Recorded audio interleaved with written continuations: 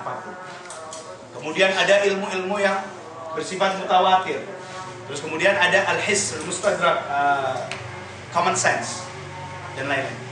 Tapi ini semua yang membentuk pemahaman kita. Jadi jika misalnya kita menganggap dan kita memahami dari ajaran-ajaran Al-Quran yang tadi sudah dikatakan begitu banyak, bagi Allah Subhanahu Wa Taala segala sesuatu mungkin.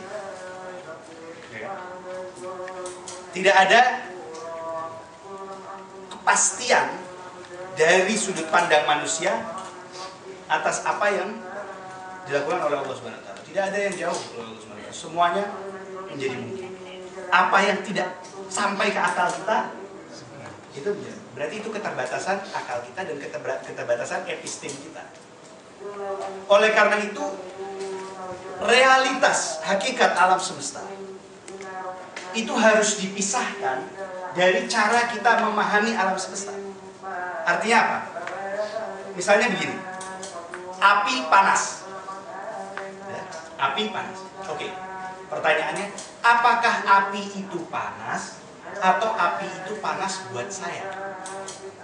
Bagaimana saya bisa memahami bahwa api itu panas dengan sendirinya? Wong yang saya tahu api itu panas karena saya merasakan panas. Berarti ada korelasi. Saya tidak bisa mengetahui hakikat api sebenarnya. Yang saya hanya bisa ketahui adalah hakikat api yang terkorelasi, yang terhubung dengan diri saya. Berarti pemahaman saya tentang hakikat api pun terbatas.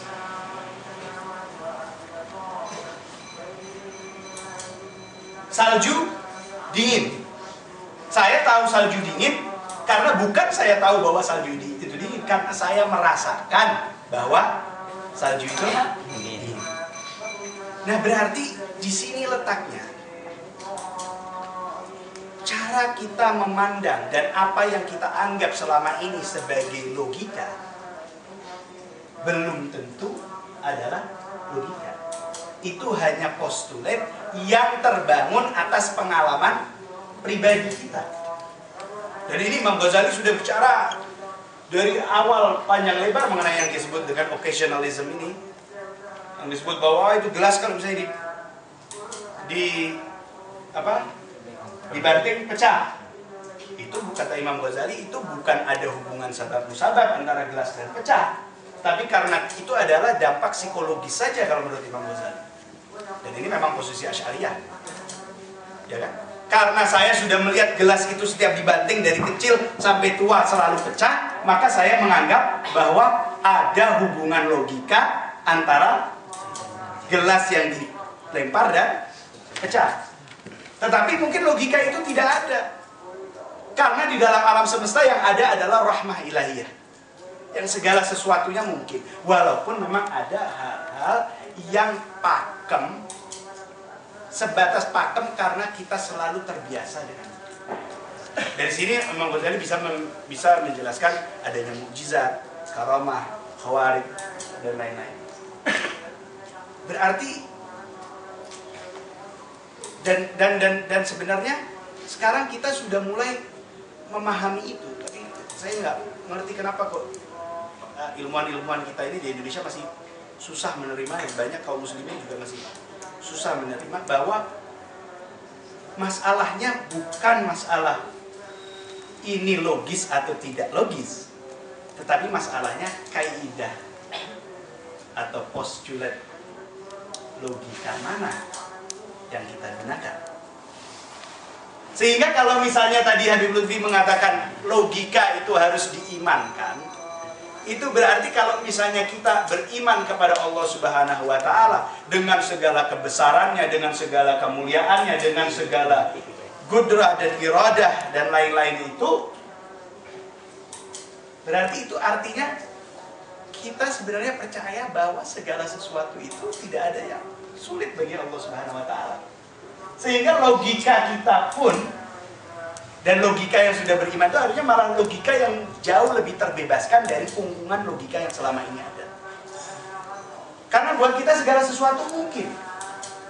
Tetapi masalahnya bagaimana kita menjelaskan itu. dan membangun sistem logika dari kemungkinan kemajumukan kemungkinan. Ya? Jadi jangan kita awal berangkat dari logika dulu untuk memahami realitas, tetapi pahami dulu realitas, baru membangun sistem logika yang akan lebih merdeka. Dan ini yang kemudian masuk sebenarnya kepada pembahasan mengenai waktu tadi dan mengenai Sittati Ayyam dan Sittatil Jihad. Saya sebenarnya tidak melihat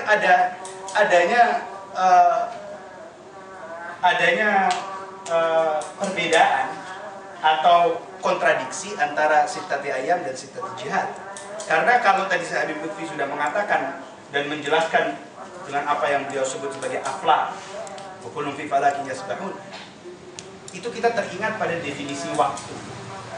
Ya, definisi waktu yang dari awal sudah diajarkan dari zamannya Yunani, Aristoteles dan lain-lain. Apa definisi waktu? Waktu adalah time.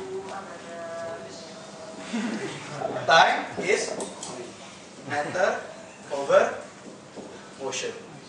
T sama dengan time M1 ini M1 sama dengan matter, M2 sama dengan motion.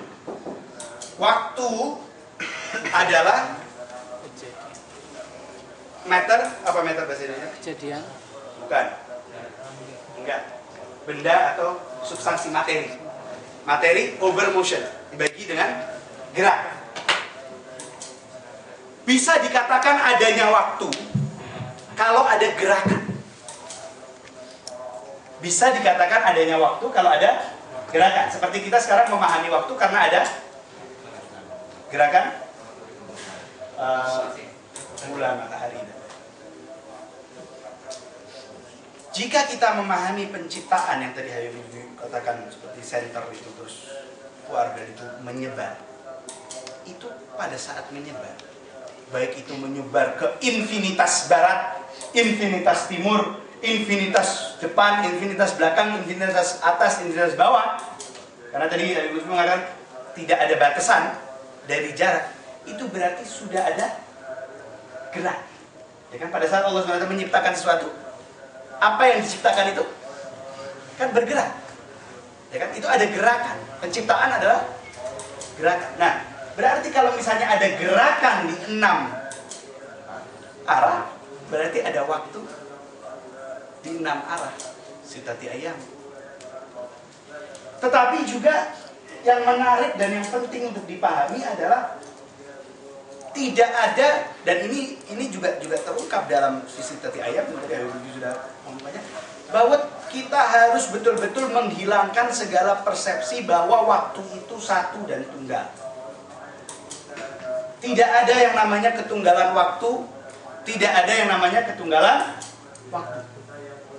Ini adalah konstruk ideologis yang bermula hanya pada zaman modern, pada saat kita memahami bahwa waktu itu satu. Tetapi sebenarnya sepanjang sejarah manusia dan di berbagai belahan bumi ini, suku-suku yang ada, peradaban-peradaban yang ada, mereka tidak pernah mengatakan bahwa waktu itu satu. Waktu itu selalu majemuk. Waktu itu selalu majemuk. Setiap ada gerakan, itu ada waktunya sendiri-sendiri. Setiap apa yang ada di bumi, di alam semesta ini mempunyai waktu sendiri-sendiri karena mereka bergerak. Karena tadi time is matter over motion. Tetapi kemudian jadi apa? Inilah yang disebut waktu. Wa kullun fi falakin yasbahu.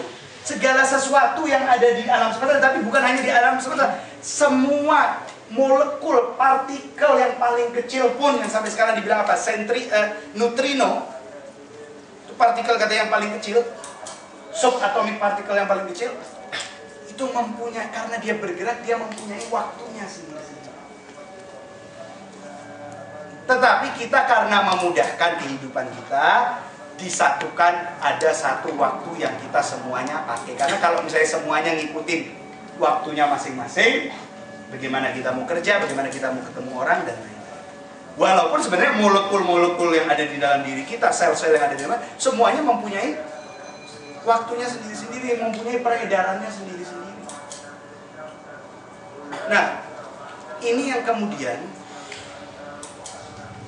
disalahartikan bahwa waktu tunggal yang tadinya untuk kita sama-sama membantu kehidupan kita itu kemudian dimaknai bahwa ada loh yang namanya waktu di mana semua gerakan dan lain-lain itu terjadi di dalam waktu. Kita semuanya terjadi di dalam waktu. Tapi sebenarnya tidak. Tidak ada satu tempat yang suka. Jadi seakan-akan waktu itu adalah ruang di mana segala sesuatu itu berjalan di dalam waktu. Jadi sepertinya ada satu ruang, wallahu alam di mana, ya kan?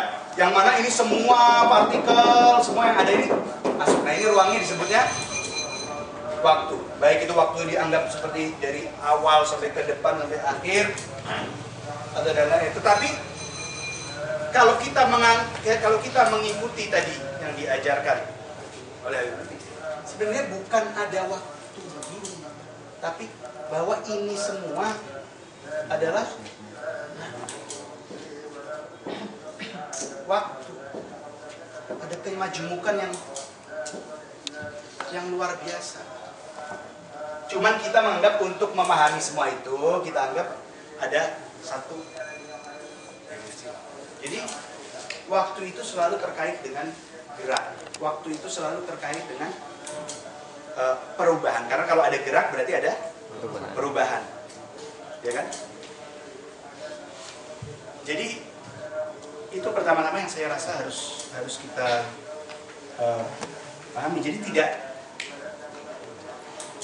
dan karena sekarang ilmu pengetahuan modern, fisika modern yang paling mutakhir yang disebut dengan quantum physics dan lain-lain sudah mulai kembali kepada konsepsi ini bahwa ada kemajemukan waktu, bahwa alam semesta ini adalah seperti jaringan yang maha hebat, yang susah sekali nanti jadi seperti semacam jaring laba-laba gitu, yang ada satu pusatnya yang kita tidak akan pernah tahu, tapi dari pusat ini semuanya keluar. Jadi bukan lagi vertikal atau horizontal, tapi lebih seperti jaring laba-laba. Jadi ada satu pusat di alam semesta yang kita tidak akan pernah mengetahui, tapi semuanya itu. Nah, karena ada waktu yang berbeda-beda inilah yang kemudian secara teoritis, secara fisika teoritis mungkin kita menembus waktu itu mungkin. Artinya berpindah dari satu waktu ke waktu yang lain. Jika kita mempunyai kecepatan yang lebih dari cahaya, dari kecepatan cahaya. Jadi secara rumusan matematis sudah mungkin, tetapi kita belum punya alatnya saja. Nah, kalau dulu itu Nabi